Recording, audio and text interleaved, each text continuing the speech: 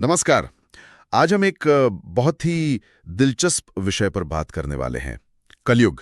हिंदू धर्म ग्रंथों में इसका जिक्र आता है और इसे अक्सर कहते हैं संघर्ष का युग या अंधकार का युग। हमारे पास कुछ लेख और नोट्स हैं इस पर जो बताते हैं कि कलयुग क्या है, इसके लक्षण क्या हैं और आज के समय में ये कितना प्रासंगिक हैं या नहीं है।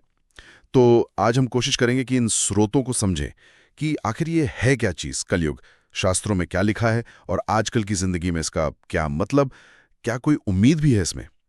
तो चलिए देखते हैं इसे खोलकर।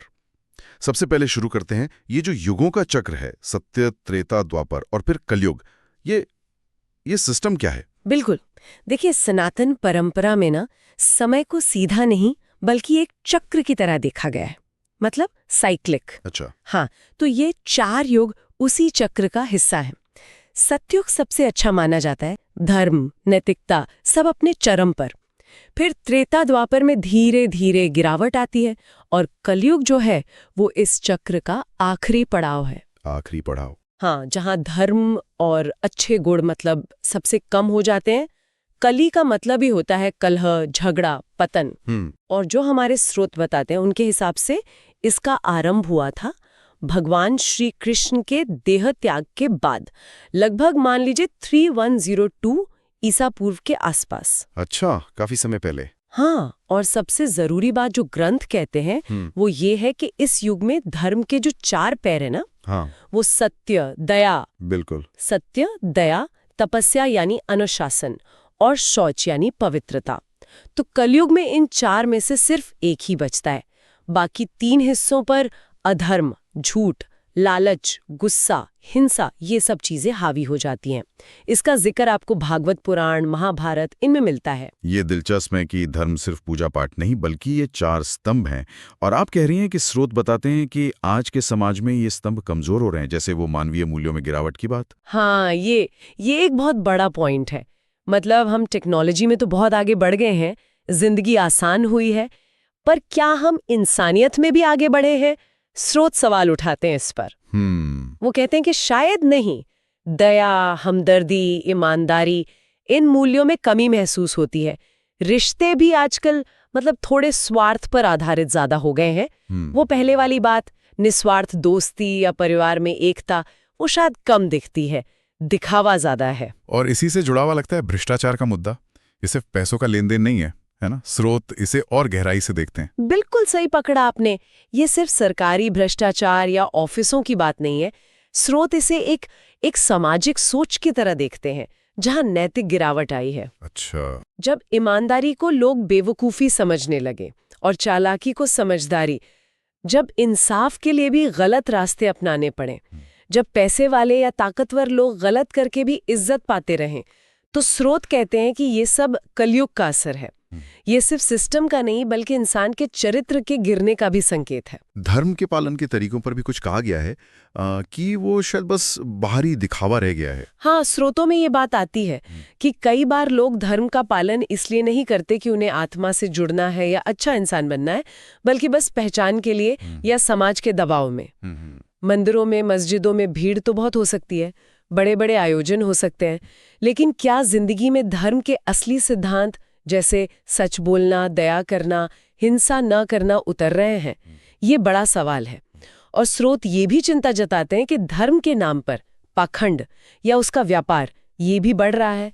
कई गुरुओं या संस्थाओं पर भी सवाल उठते हैं। और फिर वो भौतिकता की अंधी दौड़, जैसे बस चीजें जमा करनी है। हाँ, और स्रोत इसे सिर्फ इच्छा नहीं बल्कि तृष्णा कहते हैं। मतलब ऐसी प्यास जो कभी बुझती ही नहीं। अच्छा, तृष्णा। हाँ, कामयाबी का मतलब क्या हो गया है? बड़ी गाड़ी, बड़ा घर, बैंक बैलेंस, महंगे फोन। लोग बस भागे जा रहे हैं। एक इच्छा पूरी हुई तो दूसरी जाग जाती है। स्रोत कहते हैं कि इस दौड़ ने इंसान को बाहर से शायद अमीर बना दिया हो, पर अंदर से खोखला कर दिया है, अशांत। वो जो सुकून होता है ना मन का, वो गायब है। और क्या इसी दौड़ का नतीजा है कि हमने प्रकृति का इतना नुकसान किया है? स्रोत इन दोनों को जोड़ते हैं, सीधा जोड़ते हैं, बहुत गहरा संबंध बताते हैं। अपनी बढ़ती जरूरतें, अपना लालच पूरा करने के लिए इंसान ने क्या नहीं किया? जंगल काट दिए, नदियों में जहर घोल दिया, हवा खराब कर दी। हाँ, ये तो है। ये सब हुआ विकास के नाम पर, सुविधा के नाम पर। लेकिन स्रोत कहते हैं ये दूर की सोच नहीं है। प्रकृति को बर्बाद करके हम आखिर में खुद को ही बर्बाद कर रहे हैं, क्योंकि हम उसी का तो हिस्सा है। ये एक ऐसा विरोधाभास है कि जिसे हम तरक्की समझ रहे हैं वही हमारे लिए खतरा बन रहा है। और इस सबका असर रिश्तों पे भी पड़ा है ना? परिवारों में बिखराव, समाज में अकेलापन। बिल्कुल। जब इंसान इतना खुद में सिमटा हुआ और चीजों के पीछे भागने वाला हो जाएगा, तो रिश्तों में वो गर्माहट, वो अपनापन कैसे रहेगा? शोध बताते हैं कि परिवारों में बातचीत कम हो गई है, माँ बाप और बच्चों के बीच दूरी बढ़ रही है। हाँ, जेनरेशन गैप तो हमेशा से था, पर अब शायद ज्यादा है। हाँ, खाई जैसा बन रहा है। शादी जैसे रिश्ते जो प्यार और भरोसे पर टिके होने चाहिए, वो भी कई बार बस एक समझौता या स्वार्थ का सौदा बन जाते हैं। तलाक बढ़ रहे हैं, लोग अलग हो रहे हैं, ये सब उसी तरफ इशारा करता है। समाज में भी हम पहले से ज्यादा बढ़े हुए और अकेले हैं। और इन सब का शायद नेट रिजल्ट वो मानसिक स्वास्थ्य पर दिख रहा है, जो आजकल इतनी बड़ी चिंता है। ये कलयुग का एक बहुत बड़ा पैराडॉक्स है, जिसे स्रोत सामने लाते हैं। बाहर की सुख सुविधाएं शायद इतिहास में कभी इतनी नहीं थीं जितनी आज हैं। सही बात है। लेकिन अंदर की शांति, खुशी, वो शायद कम हो गई है। स्ट्रेस, एंग्जाइटी, डिप्रेशन, अकेलापन, ये शब्द कितने आम हो गए हैं। सोशल मीडिया पर हजारों दोस्त हैं, पर असल जिंदगी में इंसान अकेला महसूस कर रहा है। क्यों? स्रोत इशारा करते हैं कि असली खुशी बाहर की चीजों में नहीं, बल्कि अंदर के संतुलन में, संतोष में और अच्छे रिश्तों में है। और शायद हम कहीं भटक गए हैं। ये तो हुई आज की बात, लेकिन क्या सच में हजारों साल पहले लिखे शास्त्रों में इन सब चीजों की भविष्यवाणी थी? ये थोड़ा यकीन करना मुश्किल लगता है। हाँ, और यही बात इन स्रोतों को और भी सोचने पर मजबूर करती है। खासकर भागवत पुराण का जो 12वां स्कंद है ना, उसका जिक्र बार बार आता है। उसमें कलयुग के लक्षणों का बहुत डिटेल में वर्णन है। और ये सच में हैरान करने वाली बात है कि उसमें लिखी कई बातें आज के समाज में सच होती दिख रही हैं। जैसे कुछ उदाहरण हैं? हाँ, कई हैं। जैसे उसमें लिखा है कि कलयुग में लोग झूठ बोलने में माहिर होंगे, सच की कीमत कम हो जाएगी, पैसा ही सब कुछ होगा, जिसके पास पैसा है वही महान माना जाएगा, गुण नहीं देखे जाएंगे, धर्म का पालन सिर्फ दिखावे के लिए होगा, रिश्ते नाते कमजोर हो जाएंगे, बच्चे माँ बाप की इज्जत नहीं करेंगे, राजा या सरकार वो प्रजा का भला कम, शोषण ज्यादा करेगी, मौसम बिगड़ जाएंगे, बाढ़, सूखा जैसी आपदाएं बढ़ेंगी, औरतों और बच्चों पर अत्याचार बढ़ेंगे। यहाँ तक कि जो साधु संत हैं उनमें भी पाखंड और स्वार्थ आ सकता है। तो जब हम इन बातों को आज के हालात से मिलाते हैं तो स्रोत कहते हैं कि भाई काफी कुछ तो मिल रहा है। अच्छा, ये सब सच है तो ये तो बड़ी ही निराशाजनक तस्वीर है। मतलब क्या कलयुग का मतलब सिर्फ पतन और दुख ही है, या फिर इससे निकलने का कोई रास्ता, कोई उम्मीद भी है? देखिए, यहीं पर ना एक बहुत जरूरी और पॉजिटिव बात सामने आती है। स्रोत इस बात पर सहमत हैं कि हाँ, कलयुग में चुनौतियां बहुत हैं, अंधेरा ज्यादा है, लेकिन भगवान तक पहुंचने का या कहें आध्यात्मिक तरक्की का रास्ता इसी युग में सबसे आसान भी है। अच्छा, ये कैसे? ये तो उल्टी बात लग रही है। हाँ, सुनने में उल्टी लगती है, पर यही इसकी खासियत है। एक श्लोक बहुत प्रसिद्ध है जिसका मतलब है कि सत्य युग में जो मोक्ष हजारों साल ध्यान करके मिलता था, त्रेता में बड़े बड़े यज्ञ करके और द्वापर में बहुत विधि विधान से पूजा करके, वही मोक्ष, वही शांति कलयुग में सिर्फ भगवान का नाम सच्चे मन से लेने से मिल सकती है। सिर्फ नाम लेने से? हाँ, पूरी श्रद्धा और ईमानदारी से। इसे नाम संकीर्तन का महत्व कहा गया है। मतलब साधन भले ही कमजोर हो हमारे पास, पर भगवान की कृपा इस युग में पाना ज्यादा आसान बताया गया है। तो इसका मतलब हुआ कि बहुत ज्यादा कर्मकांड या मुश्किल तपस्या की जरूरत नहीं, बल्कि मन की सच्चाई ज्यादा जरूरी है। बिल्कुल, स्रोत इसी पर जोर देते हैं। कलयुग में थोड़ी सी भी अच्छाई, छोटा सा भी पुण्य का काम या सच्चे दिल से किया गया पछतावा, वो भी जल्दी असर दिखाता है। जरूरी है आपकी नीयत, आपकी ईमानदारी। जो इंसान अपनी जिंदगी में सच, अहिंसा, दया, इन चीजों को अपनाने की कोशिश करता है, अपनी ड्यूटीज ठीक से निभाता है और दूसरों की मदद करता है, वो कलयुग के बुरे असर से बच सकता है और उसे अंदर की शांति मिल सकती है। तो हाँ, ये अंधकार का युग है, पर इसी अंधकार में रोशनी की कीमत सबसे ज्यादा होती है। ये एक मौका भी है। एक और पहलू जो मुझे सोचने पर मजबूर कर रहा है, एक तरफ विज्ञान और टेक्नोलॉजी की इतनी तरक्की और दूसरी तरफ ये नैतिक और आध्यात्मिक गिरावट की बात। स्रोत इसे कैसे समझाते हैं? क्या विज्ञान ही प्रॉब्लम है? नहीं, आमतौर पर स्रोत विज्ञान को प्रॉब्लम नहीं मानते। प्रॉब्लम मानते हैं इंसान की सोच को कि वो विज्ञान का इस्तेमाल कैसे कर रहा है। विज्ञान ने तो हमें कमाल की ताकतें दी हैं। बीमारियां ठीक हो रही हैं, हम दुनिया के किसी भी कोने में बात कर सकते हैं, जानकारी बस एक क्लिक दूर है, हम अंतरिक्ष तक पहुंच गए। हाँ, ये तो है। ये सब तो बहुत बड़ी उपलब्धियां हैं, लेकिन दिक्कत तब शुरू होती है जब हम विज्ञान और बाहरी तरक्की को ही सब कुछ मान लेते हैं और अंदर की दुनिया को, आत्मा को, आध्यात्मिकता को पूरी तरह भूल जाते हैं। अच्छा। संतुलन की बात। हाँ, बिल्कुल। स्रोत कहते हैं कि विज्ञान हमें बताता है कैसे करना है, पर ये नहीं बताता कि क्यों करना है। ये हमें साधन देता है, पर जिंदगी का मकसद नहीं बताता। तो जब बाहर का ज्ञान, विज्ञान बहुत बढ़ जाए और अंदर का ज्ञान, विवेक कम हो जाए, तो गड़बड़ होती है। हमने शरीर को आराम देने के तो हजारों तरीके निकाल लिए, पर मन और आत्मा की शांति शायद खो दी है। वही बात है, ज्ञान बढ़ा पर विवेक घटा। चुनौती विज्ञान में नहीं, चुनौती है विवेक और आध्यात्मिकता के साथ उसका संतुलन बनाने में। और आज का जो डिजिटल युग है, मीडिया, सोशल मीडिया, इनकी क्या भूमिका है इस सब में? स्रोत क्या कहते हैं?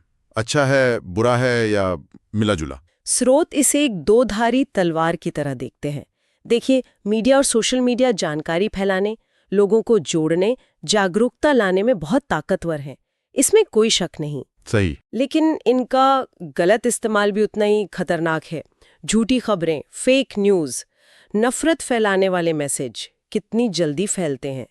एक अलग ही दुनिया बन गई है ऑनलाइन, जहां लोग असलियत छुपाकर एक परफेक्ट इमेज दिखाते हैं। इससे जलन, तुलना और अकेलापन बढ़ता है। ये तो है। और मनोरंजन के नाम पर भी कई बार हिंसा, फूहड़पन या बिल्कुल सतही चीजें परोसी जाती हैं, जो धीरे धीरे हमारे सोचने के तरीके पर असर डालती हैं। लोग घंटों स्क्रीन पर चिपके रहते हैं, असल जिंदगी के रिश्तों से, अनुभवों से दूर हो जाते हैं।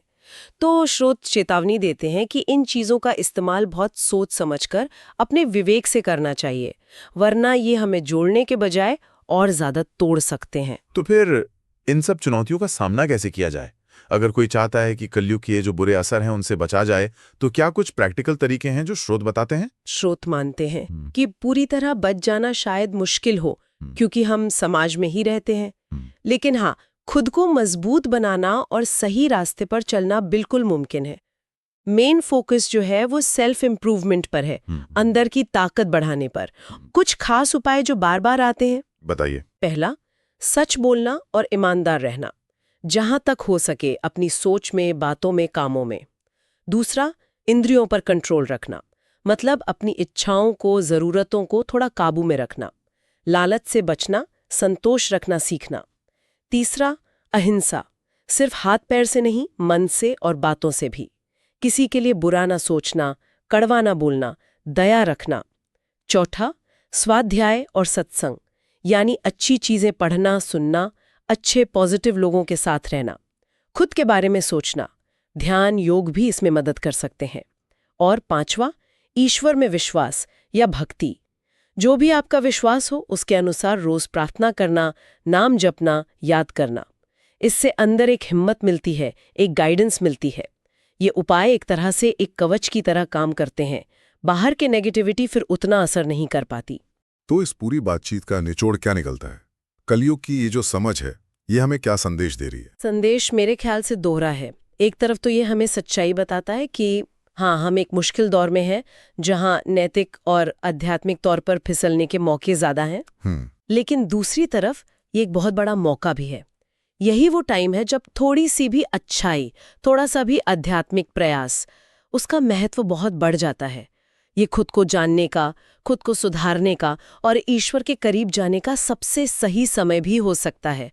क्योंकि जहां अंधेरा ज्यादा होता है ना, वहीं रोशनी की एक छोटी सी किरण भी रास्ता दिखा देती है। यानी निराश होने की जरूरत नहीं है, बल्कि ज्यादा सावधान और कोशिश करते रहने की जरूरत है। और उस संतुलन वाली बात बहुत ज़रूरी लगती है। मतलब दुनिया में रहते हुए अपनी जिम्मेदारियां निभाते हुए भी अंदर के मूल्यों को पकड़े रखना। स्रोत तो यहाँ तक कहते हैं कि अगर इंसान ऐसा कर ले तो कलयुग में रहकर भी एक तरह की शांति और खुशी महसूस कर सकता है, जैसे सतयुग में जी रहा हो। बिल्कुल। आखिर में तो ये एक पर्सनल सफर है, हर किसी का अपना चुनाव है। हमें किधर जाना है यह हमें ही तय करना है, और हमारे कर्मों का असर सिर्फ हम पर नहीं, हमारे आसपास के माहौल पर भी पड़ता है। और शायद एक आखिरी बात सोचने के लिए छोड़ जाते हैं जो इन स्रोतों से निकलती है और मुझे काफी अच्छी लगी, कि अंधेरा चाहे कितना भी गहरा क्यों ना हो, उसे मिटाने के लिए बस एक छोटा सा दिया ही काफी होता है। बिल्कुल। ये याद दिलाता है कि हम अकेले जो छोटे छोटे अच्छे काम करते हैं ना, उनकी भी कीमत है। हर अच्छी सोच, हर अच्छा काम वो उस दिए की तरह है जो न सिर्फ खुद जलता है बल्कि शायद दूसरों को भी थोड़ी रोशनी दे सकता है, चाहे बाहर माहौल कितना भी मुश्किल क्यों ना लगे।